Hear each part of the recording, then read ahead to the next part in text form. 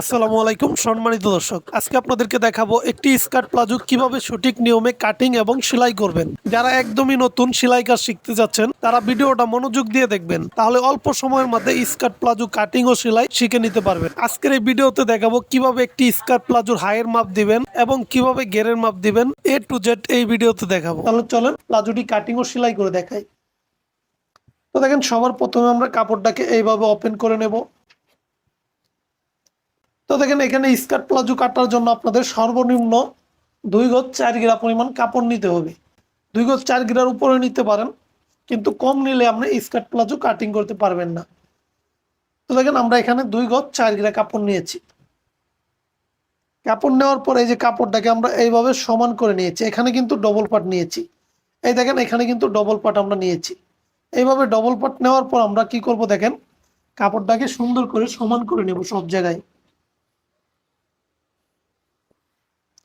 তো দেখেন, এইভাবে কাপড়টা সমান করে নেওয়ার পর আমরা এইভাবে একটা ভাঁজ করব। এইভাবে রেখে সুন্দর করে আমাদের ভাঁজ করে নিতে হবে। তারপর দেখেন, এটা কিন্তু প্লাজোর উপর সাইড, এটা কিন্তু নিচ সাইড। তো আমরা নিচে একটা সোজা মার্জিন করব। তো দেখেন, এইভাবে 1/2 ইঞ্চি পরিমাণ কাপড় রাখার পর এখান থেকে আমাদের প্লাজোর লম্বার মাপটা দিতে হবে। তো দেখেন, এই প্লাজোর লম্বাটা দেবো আমি 37। তো আমি 37-এ মার্জিন করব। তো দেখেন, এখানে আমি 37-এ মার্জিন করলাম। এই মার্জিনটাকে আমাদের সোজা করে টেনে নিতে হবে। তো দেখেন, এখানে মার্জিন করার পর উপরে কিন্তু আমাদের রাবারের জন্য 2.5 ইঞ্চি পরিমাণ কাপড় রাখতে হবে। তো আমরা কিন্তু এখানে 2.5 ইঞ্চি পরিমাণ কাপড় রাখবো।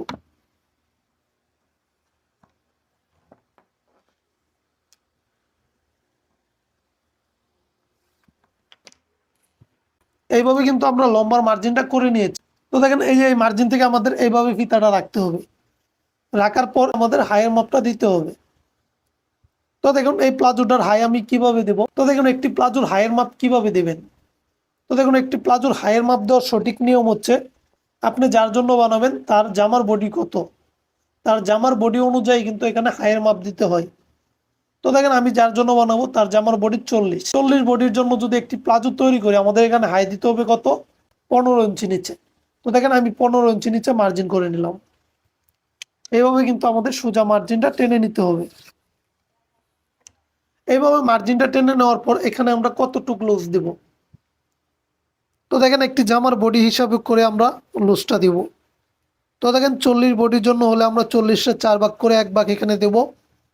তো দেখেন, এখানে 1 ভাগ 10 দিয়েছি। 10 দেওয়ার পর এখান থেকে আমরা লুচের মাপটা এক্সট্রা ভাবে দিয়ে দেব। তো দেখেন, একটি প্লাজোর লুচের মাপ আপনারা কত ইঞ্চি দিবেন। যারা অতিরিক্ত লুজ পড়বে তাদের জন্য এখান থেকে 5 থেকে 6 ইঞ্চি পরিমাণ দিয়ে দেবেন। যারা একটু ফিটিং পড়বে তাদের জন্য দিবেন 4 থেকে 4.5 ইঞ্চি। তো দেখেন, আমি যার জন্য বানাবো সে একটু লুজ পছন্দ করে। তো আমি এখান থেকে 5.5 ইঞ্চিতে প্লাজোর লুজটা দিয়ে দেবো। তো দেখেন, আমি 5.5 ইঞ্চি মার্জিন করব। সেলাইয়ের জন্য আরো 1/2 ইঞ্চি এক্সট্রা রাখবো। তো দেখেন, এইভাবে মার্জিন করার পর এখান থেকে আমরা 1.5 ইঞ্চি পরিমাণ হাইয়ের রাউন্ড শেপ করব। তো আমরা 1.5 ইঞ্চি উপরে একটা মার্জিন করব। এই মার্জিনটাকে আমরা সোজা করে টেনে নেব। এইভাবে সোজা করে টেনে নেওয়ার পর আমাদের এখানে রাউন্ড দিয়ে দিতে হবে। তো দেখেন, এই রাউন্ডটা আপনারা কি করেন, অনেকে কি করেন, এইভাবে অনেকটা খাওয়িয়ে দেন। এইভাবে খাওয়িয়ে দিবেন না, এই রাউন্ডটা হালকা করে এইভাবে উঠিয়ে দিবেন। তাহলে প্লাজোটা অনেক সুন্দর হবে আর পরতে অনেক। তারপর দেখেন, এখানে কিন্তু আমরা উপরে কিন্তু আমরা মার্জিনগুলো সঠিক নিয়মে করে নিয়েছি। সঠিক নিয়মে মার্জিন করার পর আমি দেখাবো কিভাবে এখানে হালকা একটু শেপ দিবেন এবং নিচের মাপটা কিভাবে দেবেন। এ টু জেড কিন্তু এই ভিডিওতে দেখাবো। একটি 2 হাত বহরের কাপড় দিয়ে যখন আপনি প্লাজো কাটিং করবেন, এখানে কিন্তু ঘের বেশি হবে না, হালকা ঘের হবে। তো আপনাদের কি করতে হবে, পুরোটা ঘেরি দিয়ে দিতে হবে। তো দেখেন, আমরা এখানে পুরোটা ঘেরি দিয়ে দিব। তো দেখেন, এইভাবে পুরোটা ঘের দেওয়ার পর আমাদের কিন্তু এইভাবে রাউন্ড শেপ করে নিতে হবে। তো এইখানে কিন্তু আমরা বেশি রাউন্ড দেব না, হালকা একটু রাউন্ড দিয়ে দেব। তো দেখেন, এইভাবে আমরা রাউন্ডটা দেব। তো দেখেন, এইভাবে কিন্তু আমরা রাউন্ডটা ঘুরিয়ে নিয়েছি। এখানে কিন্তু বেশি রাউন্ড দেওয়া যাবে না, আবার একদম সোজাও দেওয়া যাবে না, হালকা একটু রাউন্ড দিতে হবে আপনাদের। তাহলে কিন্তু প্লাজোটা অনেক সুন্দর হবে। তো দেখেন, এইভাবে মার্জিন করে নেওয়ার পর আমরা মার্জিন বরাবর কাটিং করে নিচ্ছি।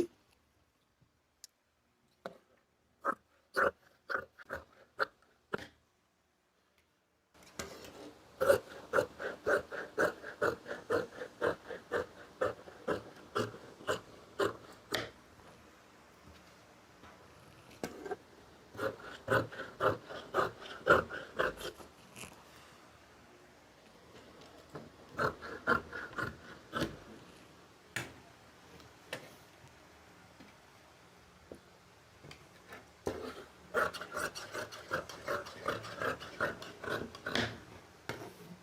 একটি স্কার্ট প্লাজো যদি আমরা একদম সোজা দিয়ে দেই তাহলে কিন্তু আমাদের প্লাজোর মধ্যে একটা সমস্যা হতে পারে। তো আমরা কি করব, এখানে কিন্তু আমরা 1/2 ইঞ্চি পরিমাণ ডাউন করে দেব। তো দেখেন এইখান থেকে ধরে আমি 1/2 ইঞ্চি পরিমাণ এইভাবে ডাউন করে দেব।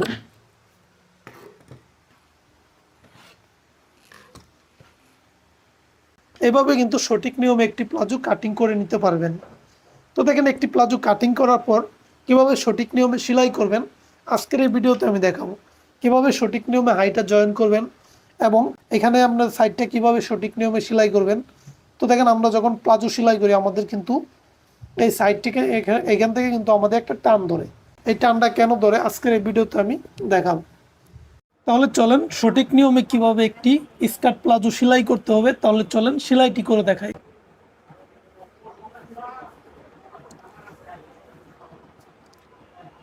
তো দেখেন একটি স্কার্ট প্লাজোর আমাদের সবার প্রথমে নিচটাকে সেলাই করতে হবে। তো আমরা সবার প্রথমে নিচ সেলাই করব। তো এখান থেকে আমি একটা পার্ট নিব। তো দেখেন একটা পার্ট এখান থেকে আমি নিব। একটা পার্ট নেওয়ার পর সবার প্রথমে আমরা 2 সুতা পরিমাণ একটা ভাঙা দিয়ে প্রথমে একটা সেলাই দিব। তো দেখেন আমি 2 সুতা পরিমাণ ভাঙা দিয়ে একটা সেলাই দিয়ে নিচ্ছি।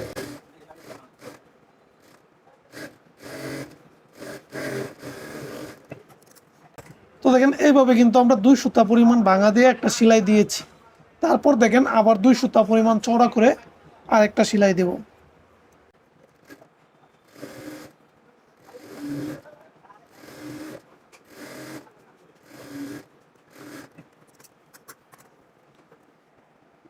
তো দেখেন এইভাবে কিন্তু আমরা চিকন করে স্কার্ট প্লাজোর নিচটাকে সেলাই করে নিয়েছি।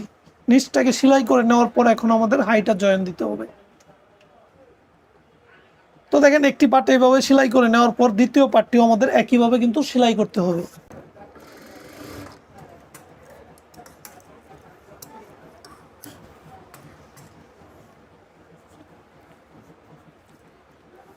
তো দেখেন এইভাবে কিন্তু আমরা দুটি পার্টি কিন্তু নিচে সেলাই করে নিয়েছি।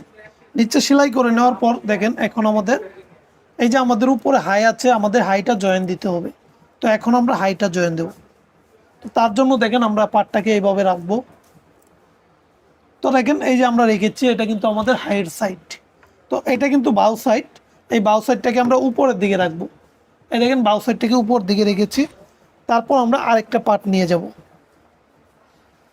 এই দেখেন এখানে কিন্তু আরেকটা পার্ট, এটা এটা কিন্তু আরেকটা পার্ট। এটা কিন্তু আমরা উপরে যেটা রাখবো এটা কিন্তু উল্টা সাইড। আবার এই পাশেটা কিন্তু বাউ, নিচে যেটা রাখবো এটা বাউ। তাহলে কি হবে, আমরা এই যে দুটা পার্ট এইভাবে মিলাবো। এই দেখেন এইভাবে মিলাবো। মিলিয়ে কিন্তু এদিক দিয়ে আমরা 1/2 ইঞ্চি পরিমাণ ডাবিয়ে সেলাই করব। তো দেখেন এই যে এদিক দিয়ে আমরা 1/2 ইঞ্চি পরিমাণ ডাবিয়ে সেলাই করব।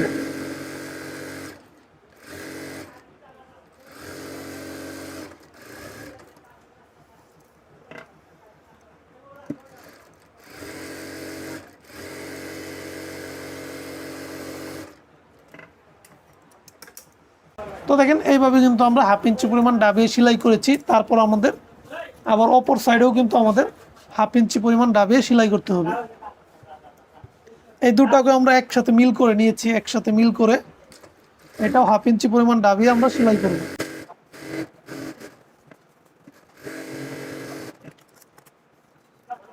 তো দেখেন এইভাবে হাইটা সেলাই করে নেওয়ার পর আমাদের এই দেখেন এটা কিন্তু আমাদের প্লাজোর নিচ সাইড। তো আমরা নিচ সাইডের থেকে এখান থেকে একটা পার্ট নিব। এই দেখেন এইভাবে একটা পার্ট নিব। নেওয়ার পর দেখেন এই যে আমাদের কিন্তু এইভাবে সাইডটাকে সেলাই করতে হবে। 1/2 ইঞ্চি পরিমাণ ডাবিয়ে আমরা সেলাই করব।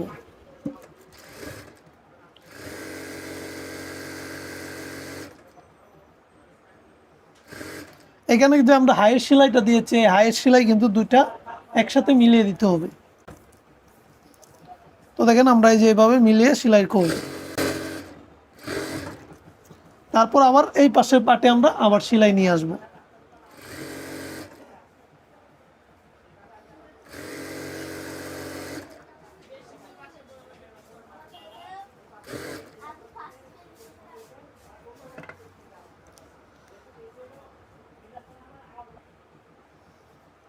তো দেখেন তারপরে কিন্তু আমরা এই পাশেও একইভাবে সেলাই করব।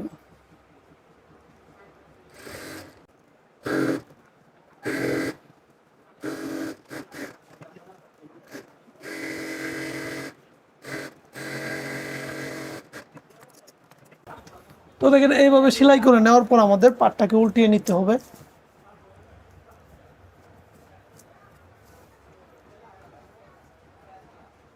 তারপরে এইভাবে আমরা দুইটা পাট একসাথে মিলাবো। মিলানোর পর দেখেন এই যে আমরা হাইটা জয়েন দিয়েছি, এই যে আমরা কিন্তু হাইটা জয়েন দিয়েছি। তারপরে এই যে আমাদের এটা একটা পা, দেখেন এটা একটা পা, তারপর আমাদের দ্বিতীয় পাটাও এই পাশে আছে। তো দেখেন এই যে আমাদের এইভাবে কিন্তু আমরা সঠিক নিয়মে একটি প্লাজো হাই জয়েন দিয়ে নেব। তারপর দেখেন এখানে উপরে কিন্তু আমাদের রাবার লাগাতে হবে, তো আমরা উপরে রাবার লাগাবো। তো দেখেন এখানে মোট 2.5 ইঞ্চি পরিমাণ কাপড় রেখেছি রাবার লাগানোর জন্য। তো আমরা এখানে প্রথমে 1/2 ইঞ্চি পরিমাণ একটা ভাঙা দিয়ে একটা সেলাই করে নেব।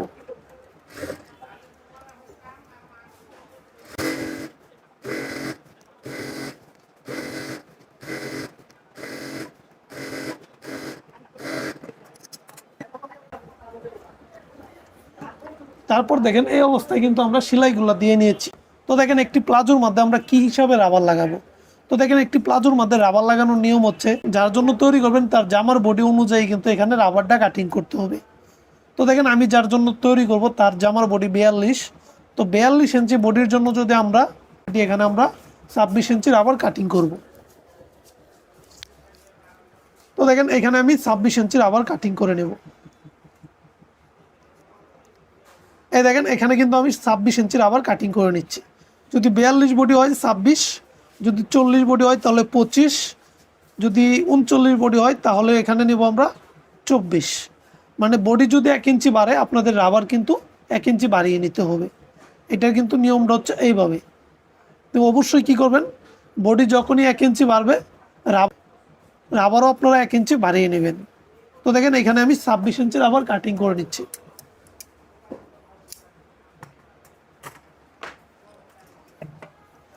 তো দেখেন এইভাবে রাবার কাটার পর আমাদের রাবারের দুটা মাথাকে একসাথে জয়েন দিয়ে আটকিয়ে নিতে হবে।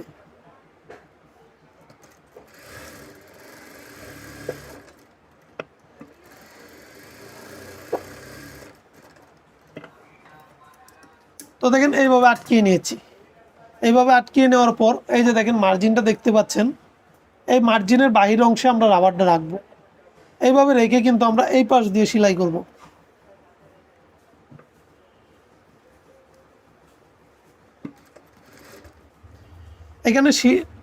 এখানে সেলাই করার সময় আপনাদের খেয়াল রাখতে হবে এই যে রাবারের উপর যেন সেলাই না ওঠে। এই যে রাবারের সাইড দিয়ে যেন সেলাইটা যাবে, শুধু কাপড়ের উপর উঠবে, রাবারের উপর যেন সেলাই না ওঠে।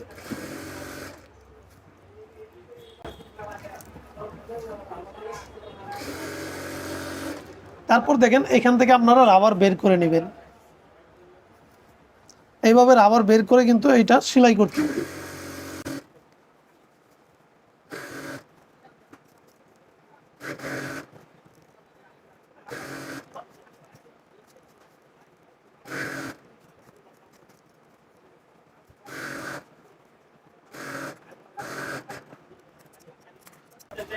তো দেখেন আমরা এইভাবে রাবারটাকে সমান করে নেব।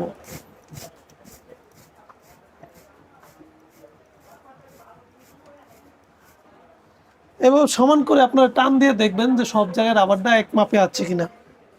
এই দেখেন এইভাবে দেখবেন রাবারটা টান দিয়ে দেখেন, যদি রাবারটা এক মাপে থাকে তাহলে কিন্তু আমরা মাঝখান দিয়ে একটা সেলাই করে নেব। তো দেখুন আপনারা চাইলে এখানে দুইটা সেলাই দিতে পারেন, কিন্তু আমি একটা সেলাই দিব, মাঝখান দিয়ে একটা সেলাই দিয়ে দেব। তো এই সেলাইটা আমাদের এইভাবে দিতে হবে। দেখেন এই যে এইভাবে টান দিতে হবে। টান দেওয়ার পর এখানে আমরা সেলাইটা ধরবো, রাবার ও কাপড় একসাথে টান দিতে হবে। এই দেখেন এইভাবে টান দিয়ে আপনাদের সেলাইটা করতে হবে।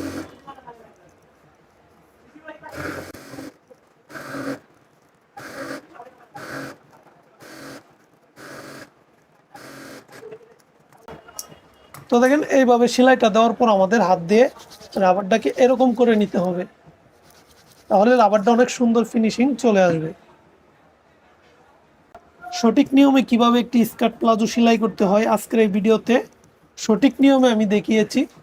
আশা করব একটি মাত্র ভিডিও দেখে খুব সহজেই আপনারা একটি স্কার্ট প্লাজো কাটিং এবং সেলাই শিখে নিতে পারেন। আজকের এই ভিডিওটা যদি আপনাদের কাছে ভালো লাগে থাকে অবশ্যই, তো দেখেন এই ভিডিওতে সালোয়ারের কোনো সমস্যা অবশ্যই আপনার কমেন্ট বক্সে কমেন্ট করবেন কি সমস্যা, আমি সমস্যার সমাধান করে দেব।